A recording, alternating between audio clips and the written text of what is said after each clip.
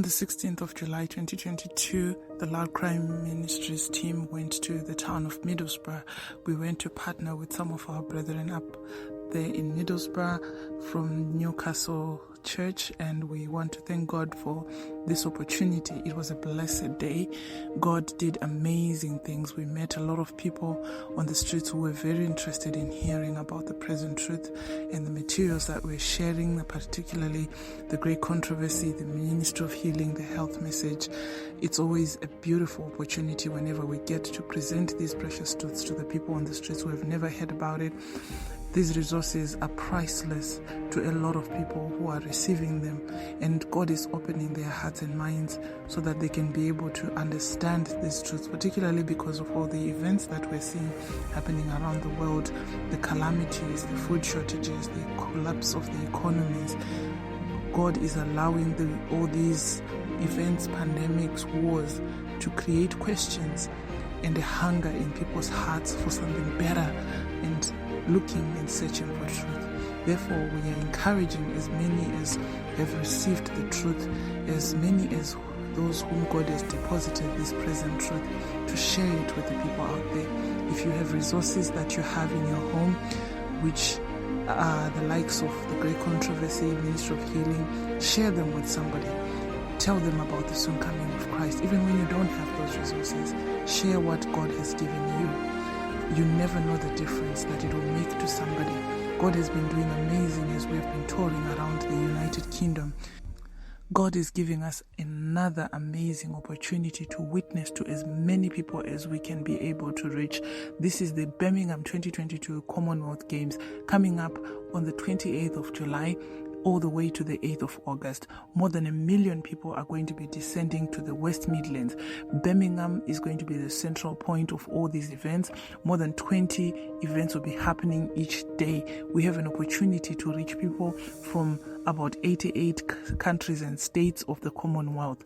This is an amazing opportunity that we should all come together and utilize. We're going to have an opportunity to give out the great controversy, the full version, unadulterated, to the millions of people who are descending, and also ministry of healing and other materials. Our desire is to give out 100,000 great controversies plus ministry of healing to these people. If we can be able to do more than 100,000, this will be even better. We would like the support of our brethren. We would like the support of all the people from our Adventist churches, from non-Adventist churches, anyone whose heart is moved to come and support us with financial resources to purchase these books as soon as possible, as we are running out of time. This is the time that we can be able to work the cities freely. The events transpiring now are such that they will forbid us from freely preaching the gospel in the way that we are able to do now. Let us utilize this chance that God has given us while we still have it.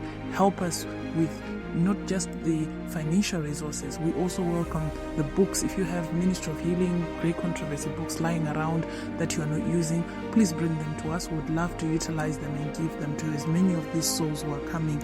More than 1 million tickets have already been sold. They're expecting to sell at least 1.5 million tickets. This is 1.5 million people whom we can reach, if not more, because God is going to open the hearts of many to be receptive. Thank you for your continued support for this mission. May God richly reward you and bless you. The last years of probation are passing into eternity. The great day of the Lord is right upon us.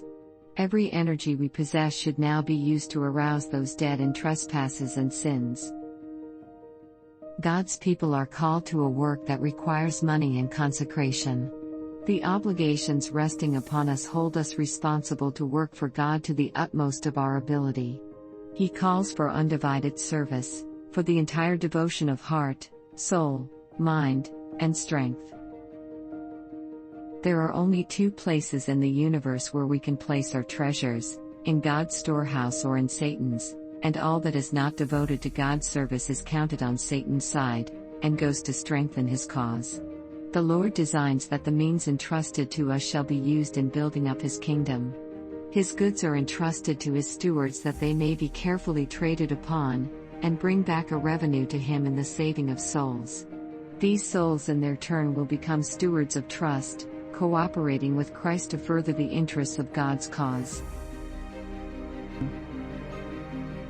The Lord does not propose to come to this world and lay down gold and silver for the advancement of His work.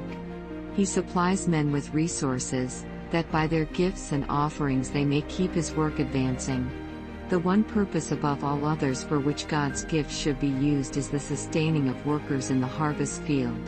And if men will become channels through which heaven's blessing can flow to others, the Lord will keep the channels supplied. It is not returning to the Lord His own that makes men poor, withholding tends to poverty. God calls upon His people to awake to their responsibilities. A flood of light is shining from His word, and there must be a meeting of neglected obligations. When these are met, by giving to the Lord His own in tithes and offerings, the way will be opened for the world to hear the message that the Lord designs it to hear. If our people had the love of God in the heart, if every church member were imbued with the spirit of self-sacrifice, there would be no lack of funds for home and foreign missions, our resources would be multiplied, 1,000 doors of usefulness would be opened, and we should be invited to enter.